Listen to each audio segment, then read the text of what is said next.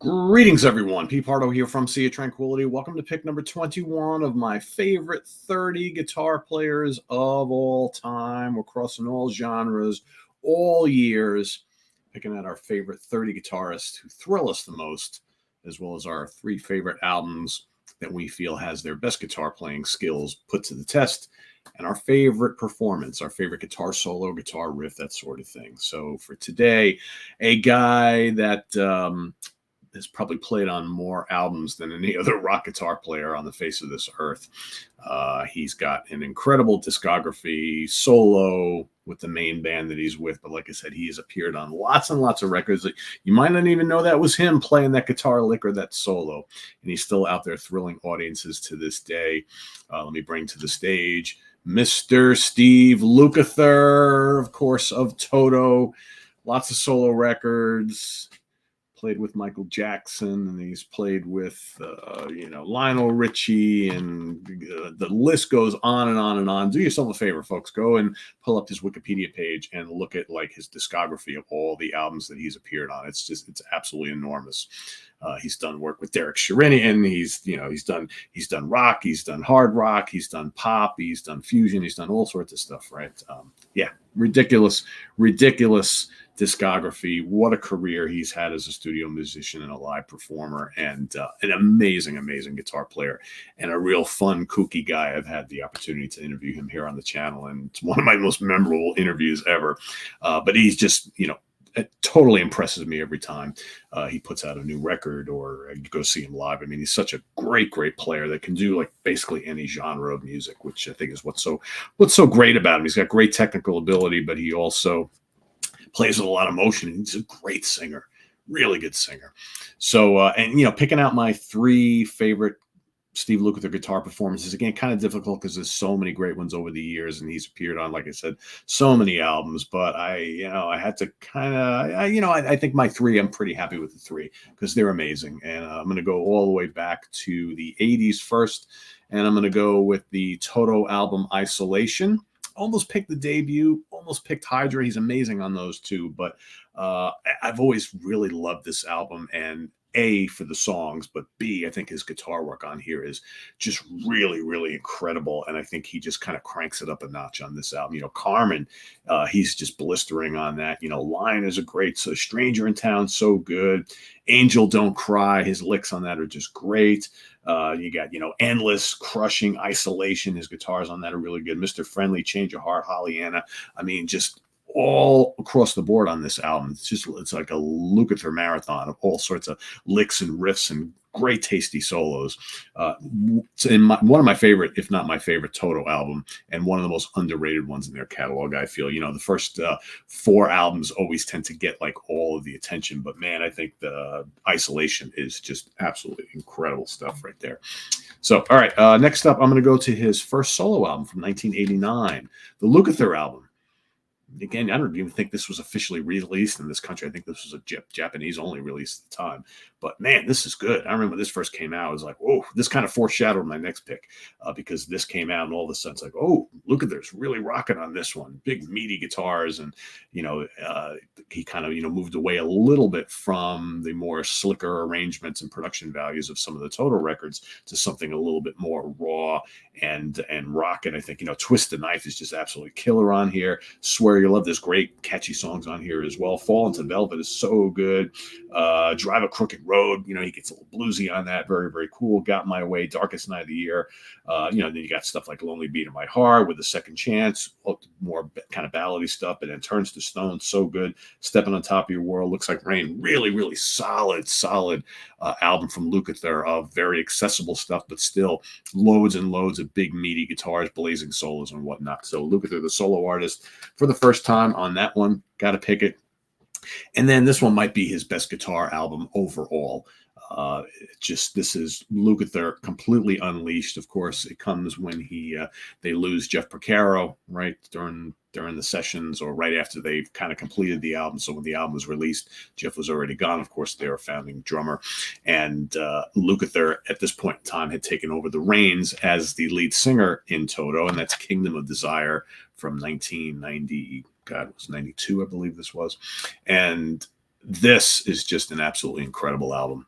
Again, this is hard and heavy rock and Toto, but still retaining a lot of that kind of accessibility that they've been known for. You know, like Gypsy Train. I remember the first time I popped this in. This had just come out. I went and got this, put it into my CD player, and I was like, whoa. This is pretty heavy for Toto, right? Gypsy Train is crushing. Don't Chain My Heart. Again, really rocking song, but very accessible. Great hook. Never Enough. How Many Times. Again, great, big, beefy, almost metal riffing from Lukather, but very, very catchy song still. You know, Two Hearts, Wings of Time, kind of bluesy, kind of haunting. She Knows the Devil, rocking, heavy, but still a little funky. The Other Side, Only You, Kick Down the Walls. The title track, Kingdom and Desire, is so, so good. Yeah, this is, to me, this is while I say that Isolation is their underrated album from like their early, very successful period, I think of their entire catalog, I think the one album that most folks have not heard but need to, that goes against all the wisdom of what we thought was the Toto formula, is Kingdom of Desire. Just an absolute killer album. Gary Joyce knows. Right? Yes, he does. And as far as my favorite performance and guitar solo from Lukather, this was a no-brainer. He's got a million great ones.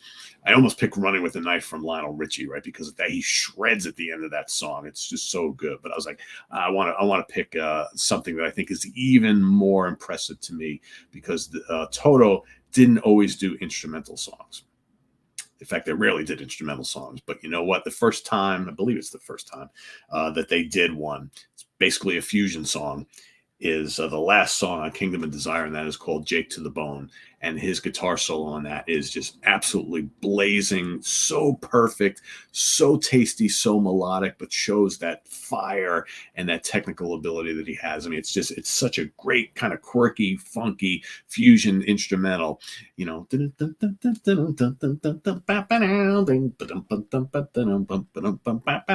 then he comes in with the solo, and it's just absolutely amazing. It's a lengthy one too, and it just gets me right here. So good. I love listening to it. That's, to me, like the forgotten or maybe never discovered gem in the Toto catalog for people who are kind of like on the, you know, maybe like more challenging music, that maybe don't like Toto because of all the pop hits and everything like that, but do like stuff like prog and fusion.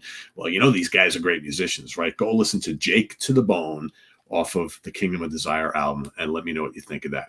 Incredible solo. The song itself is amazing, but his solo is just, like, to me, absolutely crushing on that. So yeah, Jake to the Bone is my favorite guitar solo from Mr. Steve Lukather, and these three albums, this trio, to me is the essence of what Steve Lukather is all about from a guitar standpoint. But he's got many great guitar solos and riffs and things on all the other albums. You know, Rosanna is a killer solo too, and there's so many good things off the debut album and Hydra, and then the many Steve Lukather solo albums. You know, there's also the Los Lobotomy stuff where, you know, it's pretty much all instrumental stuff. That's great too.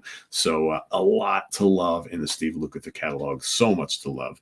So let us know what you think of Luke down in the comments below, as well as your pick for today. Pick number 20. What did I say? We're at 21, 22, whatever the hell this is. Well, and we'll see you. What is this? Let me get it straight. I'm pretty sure I said it's 21. Yeah, it's 21. And we'll see you tomorrow for number 20 as we count down all month long. Let's bring him back to the stage. I love this shot of him. Great. Fairly recent. He decided to stop coloring his hair, so Steve is all white now. He's doing the Brian May thing now, the big mane hair, all white. You know, hey, whatever. You know, man, you got to give up on it sometime, right? I did the same thing as well. At some point, you just got to be like, that's the color the hair is now. What are you going to do, right? So yeah, Steve Lukather from Toto, amazing player. My pick number 21.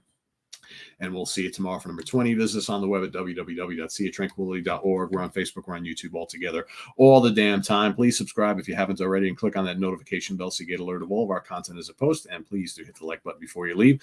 Also down below, get the links to our Ko-Fi page for channel donations. We also have a Sea of Tranquility memberships now. So right next to the subscribe button, you should see that join. If you want to rather contribute to the channel that way, that's fine. You get little tiny little perks and things like that for doing that. We greatly appreciate folks who want to do that. And also, we've got the link to our merch page down below where you can get yourself a Sea of Tranquility shirt or hoodie or hat or whatever you want to do. And our website's down there as well. And we'll see you soon here with more stuff we got coming up tonight in the Prague seat. It's Italian album war once again. We've got 5 Italian prog classics going up against each other. We're going to rank them as we like them and pick a winner. You guys should do the same. Join us tonight, 9 p.m. Eastern Standard Time here on the channel for In the Prog Seat, Italian Prog Night, and we'll see you tomorrow for new album reviews. Till then, I'm Pete Pardo. Thanks for watching, everybody. Take care. Bye-bye.